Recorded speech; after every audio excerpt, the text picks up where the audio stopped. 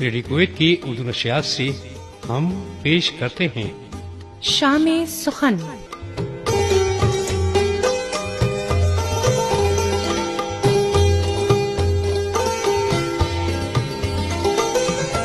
ایک حسین اور یادگار شام، سخنور اور سخن فہم سامعین کے لیے۔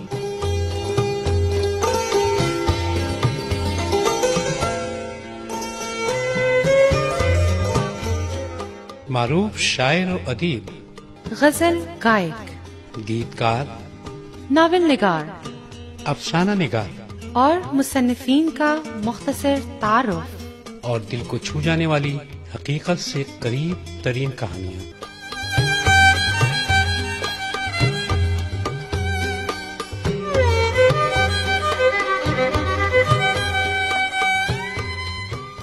اردو ادب کی ایک خوبصورت جھلک۔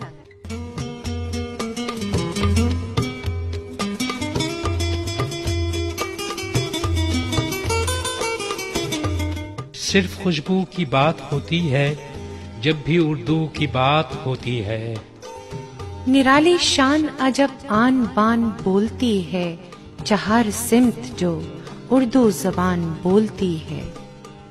مسلسل جھانک آئے ہم زبانوں کے خزانوں میں، لگی اردو ہی پیاری ساری دنیا کی زبانوں میں۔ پریشاں ہے پر اپنی آن اپنی شان رکھتی ہے، اڑا کرتی ہے شاہی کی طرح اونچی چٹانوں میں۔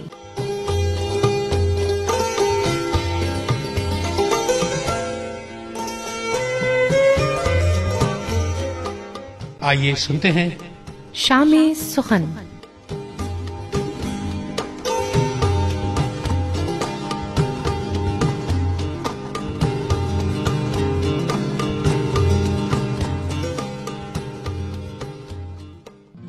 سامع گرامی کویت کی اردو نشریات سے ایک دفعہ پھر حاضر ہیں شام سخن کی خوبصورت محفل کے ساتھ۔ میں ہوں عبداللہ عباسی، میرے ساتھ ہیں رضیہ اشرف اور برکت خان۔ آج کی خوبصورت شام غزل کے آبرو رسا چغتائی کے نام۔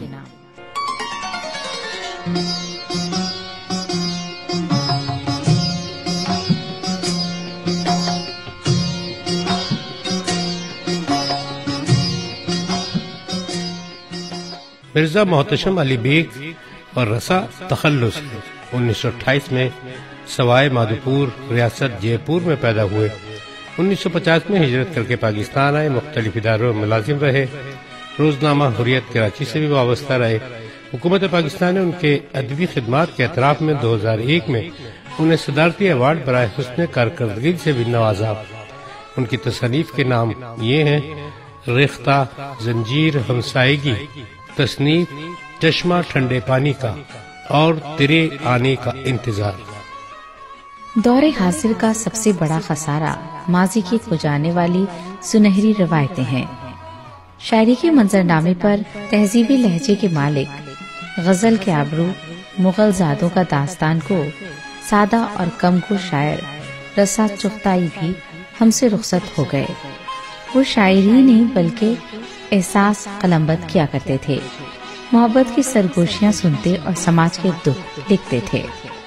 ان کے اندر ایک جہاں آباد تھا، مگر اپنے محدود سے گھر میں گوشہ نشین رہنے کی سہولت گردانتے تھے۔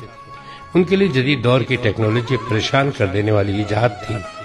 وہ ویسے بھی دل کی بات دل تک پہنچانے پر دسترس رکھتے تھے۔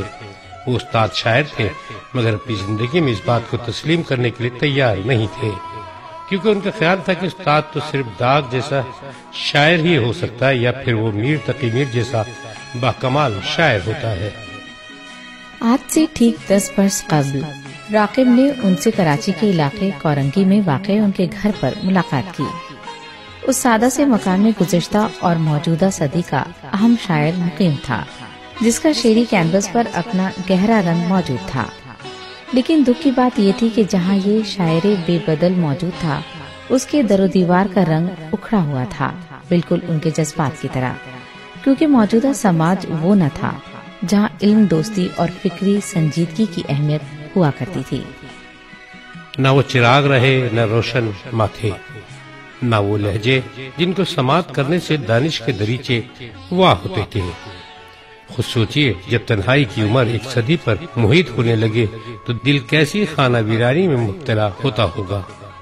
استاد اسی کیفیت کو رقم کرتے رہے، رومان اور اداسی کے رنگوں میں شعروں کا زاویہ بدلتا رہا، لیکن احساس کی کیفیت برقرار رہی۔ رسا چغتائی کا خود بھی ماننا یہی تھا کہ شہرت اور چرچے کے بجائے اداسی اور گوشہ نشینی ہی تخلیق کے دریچے وا کرتی ہے۔ خیال سے تخلیق تک جانے کے لیے کوئی اور راستہ سازگار نہیں ہو سکتا ہے۔ وہ کہا کرتے تھے کہ بنیادی بات یہ ہے کہ جو شاعر ہے اس کے پاس اپنی ایک زندگی اور مشاہدہ ہوتا ہے، اس کا اظہار بھی وہ اپنے انداز میں کرتا ہے، لیکن وہ اپنا تخلیقی اظہار کسی دوسرے کے انداز میں پیش کرے گا تو اس کی تخلیق کمزور پڑ جائے گی۔ اگر کوئی شاعر کسی دوسرے شاعر کے انداز میں لکھے گا تو اس کی اپنی شاعری کمزور پڑ جائے گی اور وہ نقل کہلائے گی۔ جب تک وہ اپنی انفرادیت کو استعمال نہیں کرے گا اس کی تخلیق میں جان پیدا نہیں ہوگی اور وہ منفرد نہیں کہلائے گا۔ لیکن شاعری صرف اپنے لیے نہیں ہوتی، شاعری کا تعلق معاشرے اور زندگی سے ہوتا ہے۔ وہ 1928 میں ہندوستان کی ایک ریاست جے پور کے ضلع سوائی مادھوپور میں پیدا ہوئے۔ وہاں سے جب ہجرت کر کے آئے تو ان کے ساتھ صرف چھوٹا بھائی آیا تھا۔ خاندان کے باقی تمام لوگ وہیں رہ گئے تھے۔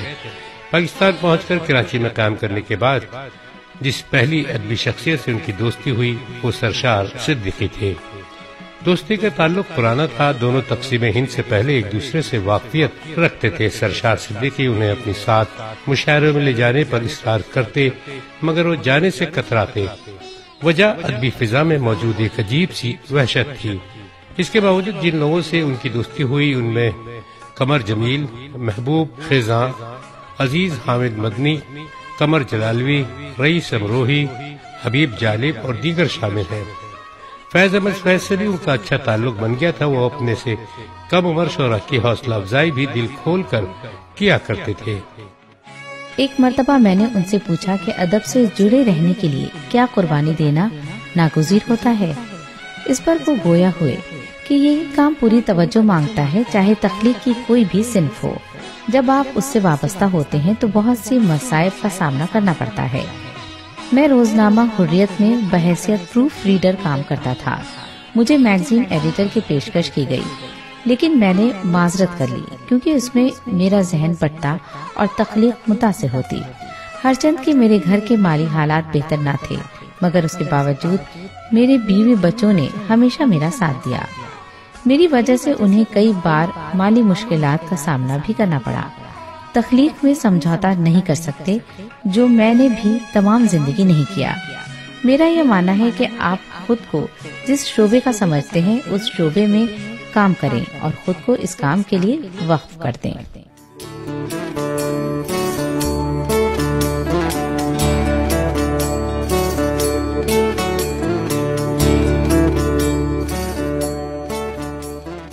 رسا چغتائی اب تک شائع ہونے والے مجموعوں میں ریختہ، زنجیر ہمسائیگی، تصنیف اور چشمہ ٹھنڈے پانی کا شامل ہے۔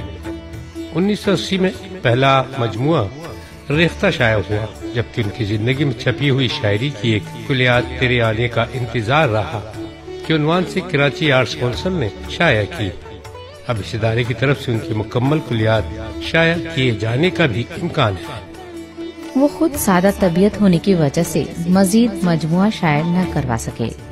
اپنے بچوں سے کہا کرتے تھے کہ اگر چاہو تو میری غیر مطبوعہ شاعری چھپوا لینا، لیکن ان کی زندگی میں سن 2007 کے بعد کوئی کتاب شائع نہ ہو سکی۔ وہ اس بات کی پرواہ بھی نہیں کرتے تھے۔ ان کا ارتکاز تخلیقی تھا نہ کہ اشاعتی، اور انہوں نے ساری زندگی اسی رویے کو اپنائے رکھا۔ رسا چغتائی کی زندگی میں حسین ماضی کی یادیں بھی اہم سرمایہ رہی ہیں۔ ان کے والد مرزا محمود علی بیگ عرضی نویسی سے گزر بسر کرتے، جبکہ دادا مرزا نجف علی بیگ اردو زبان کے استاد تھے۔ ان کے شاگردوں میں ہندو مسلم دونوں ہوا کرتے تھے۔ دادا کے توسط سے مغل سلطنت کے آخری دنوں کی ہچکیاں وہ اپنے تصور میں سنتے تھے۔ زندگی کئی پہلوؤں سے خوشنما اور اداسی کا استعارہ بھی بنی، مگر وہ ہر حال میں قناعت پسند اور صابر رہے۔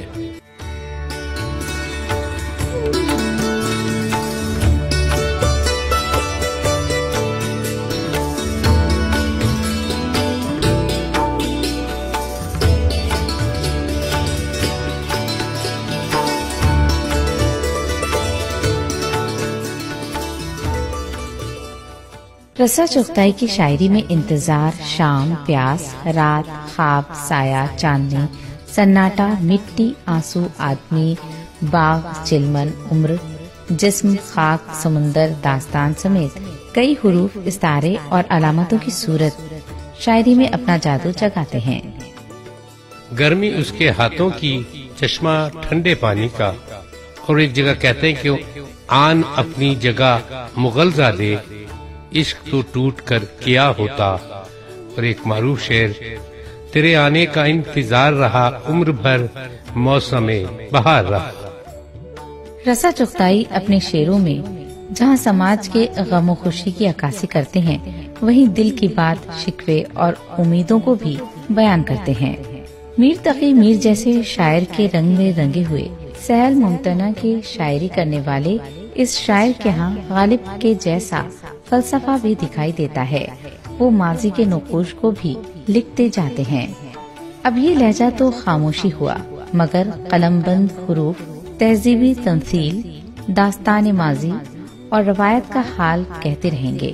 انہوں نے خود بھی اپنے بارے میں کہہ دیا تھا، آنے والے وقت کی آواز ہوں میں، نہیں لمحہ کوئی گزرا ہوا۔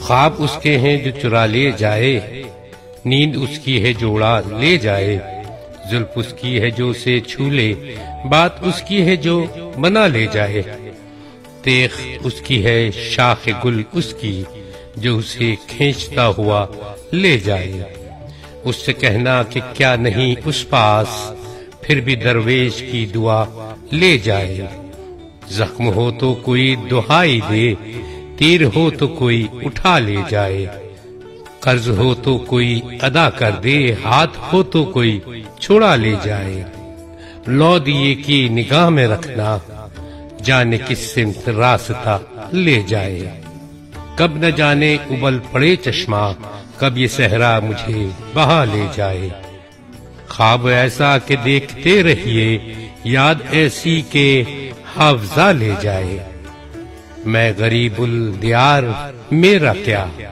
موج لے جائے یا ہوا لے جائے۔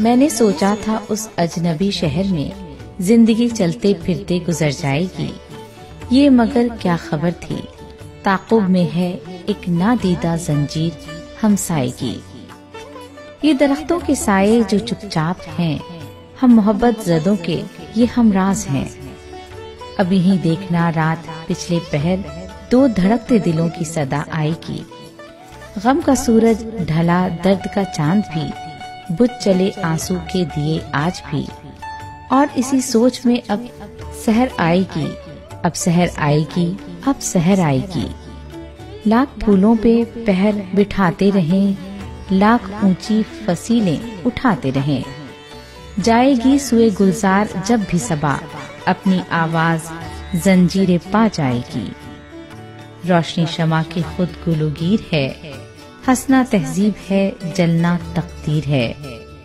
وہ مگر قطرہ اشک شبنم جسے صبح کی سب سے پہلی کرن پائے گی۔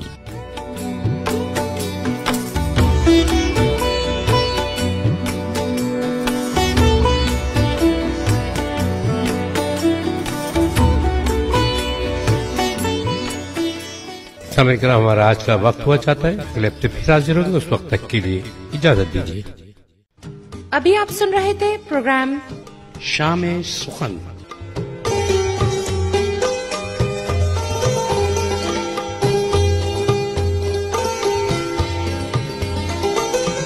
عرصے دراز تک یاد رہنے والی اس شام سخن میں ہماری کوشش اردو ادب کو فروغ دینا ہے۔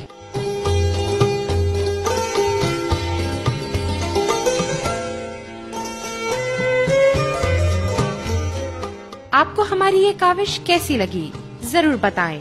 ہمارا نمبر ہے 99958246۔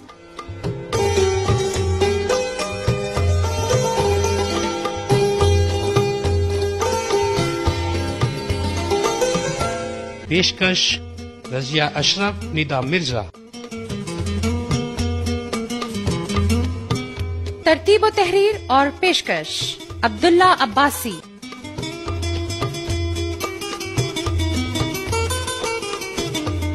साउंड इंजीनियर बरकत खान।